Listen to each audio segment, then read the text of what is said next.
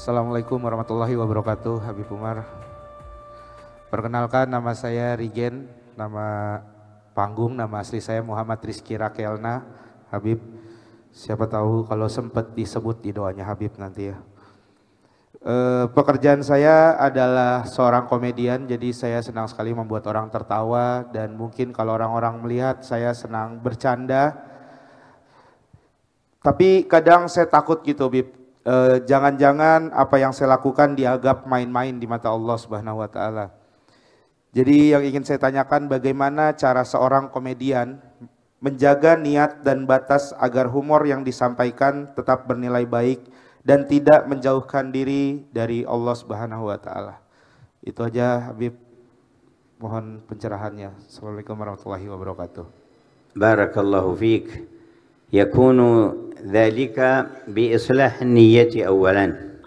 Semoga Allah Ta'ala memberikan keberkahan kepada engkau, Saudara Rigen. Yang pertama adalah langkah pertama memperbaiki niat kita terlebih dahulu. Wa huwa idkhalus sururi ala qulubil mu'minin.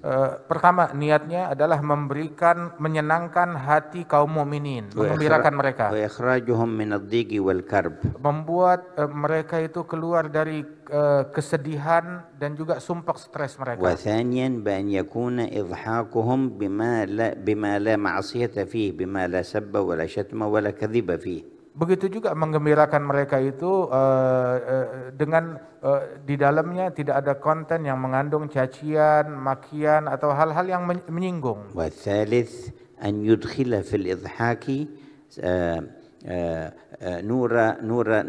نور التقريب إلى الله والدعوة إلى الله تعالى، فذلك ممكن من حيث أن يختار في الإضحاك شيء يشير إلى ترفع عن سوء أو إلى تمسك بخير أو إلى تذكر بالمصير. Dan hendaknya yang ketiga itu apabila bisa memasukkan di dalam konten komedi tersebut dikemas dengan kemasan di dalam itu ada cahaya Allah Subhanahu wa taala yang tersirat di dalam membuat orang makin dekat kepada Allah taala ataupun membuat orang meninggalkan daripada keburukan atau hal-hal yang buruk, disusupkan dengan hal-hal yang demikian. Di dalam konten yang dia lakukan dimasukkan hal-hal yang demikian dan itu bukanlah hal yang sulit. وكان في الصحابة من يكون فكاهيا ومضحكا للجلساء. Dulu di kalangan para sahabat Rasulullah ada juga orang yang sifatnya jenaka dan menggembirakan para sahabat. ومنهم سيدنا نعيمان. Di antaranya itu seperti Sayyidina Nuaiman, sahabat Rasul. وكان يضحك منه صلى الله عليه وسلم في كثير من الأحوال. Dia bahkan sampai bisa membuat Rasulullah sampai tertawa di banyak situasi.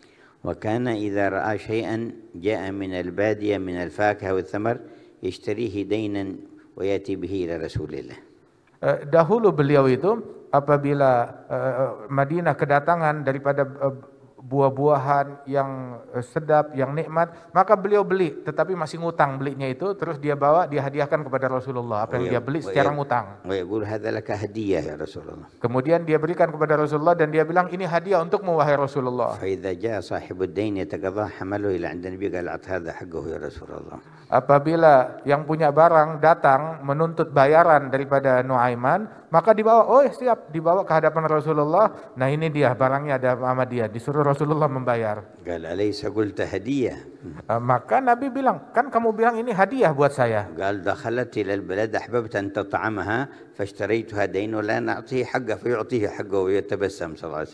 Kebetulan saya lihat ini barang bagus, datang ke kota Madinah. Saya pikir ini bagus sekali kalau saya hadiahkan kepada engkau, tapi saya nggak punya uang. Jadi saya ambil dulu ngutang, saat dia nagih, ya saya suruh dia tagih kepada kamu.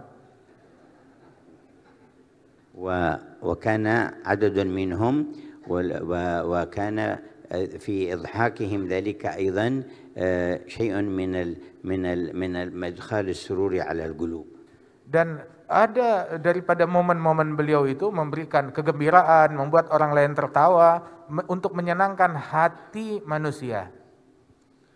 بل وكان بنفسه صلى الله عليه وسلم يمازح الصحب وقت المزح معتدل من غير إيذاء ولا كذب. Bahkan Rasulullah pernah juga di dalam beberapa situasi beliau sendiri yang bercanda dengan para sahabat tetapi dengan candaan yang santun dan juga terukur. جاءه رجل فقال يا رسول الله أحملني أي أريد الخروج معك في الجهاد فاجعل لي جملا فقال نحملك على ابن الناقة. Maka Rasul ketika bercanda pun juga dengan jujur. Kemudian ada satu orang datang kepada Rasulullah, ya Rasulullah tolong bawa saya, ajak saya di dalam perjalanan jihad tapi saya nggak punya kendaraan.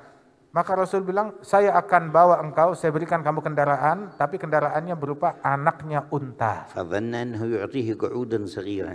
Dia menyangka kalau yang akan diberi adalah ya anak unta yang masih kecil, bagaimana bisa memikul saya? قال يا رسول الله وما يغني عني ابن الناقة ما أصنع بابن الناقة. Maka dia bilang, ya Rasulullah, kalau saya naik anak unta mana bisa, anak unta nggak bisa memikul saya, nggak bisa saya tunggangi. فقال له هل يلد الإبل إلا النوك إذا أعطيناك الجمل الكبير أليس ابن ناقة؟ Maka Rasul menjawab, loh bukankah setiap unta itu adalah anak dari seekor unta juga, anak dari seekor unta betina. Jadi unta dewasa pun juga dia sebenarnya anak daripada unta. وجاءتهم امرأة مرة فقالت إن زوجي يقول كذا وكذا. Ada seorang wanita berkata kepada Rasulullah, ya Rasulullah, suami saya berkata nitip pesan ini dan itu. فقال زوجك الذي بعينيه بياض. Maka Nabi bilang, oh suami kamu yang matanya putih itu ya? قالت لا يا رسول الله ما بعيني زوجي من بياض. Maka wanita itu bilang, ya Rasulullah, suami saya normal, matanya enggak putih. قال بلى قالت أنا أعرف زوجي ما في عينيه بياض. Nabi bilang, iya mata suami kamu putih. Bilang, saya tahu suami saya matanya enggak putih. قال هل من إنسان ليس في عينيه بياض؟ Nabi nanya, memang ada manusia yang matanya enggak ada putihnya? أنا ما عنيت بياض السواد من العين البياض الذي حوالي العين. Artinya itu mata manusia pasti ada putihnya, enggak mungkin putih semua matanya ataupun enggak ada putihnya sama sekali.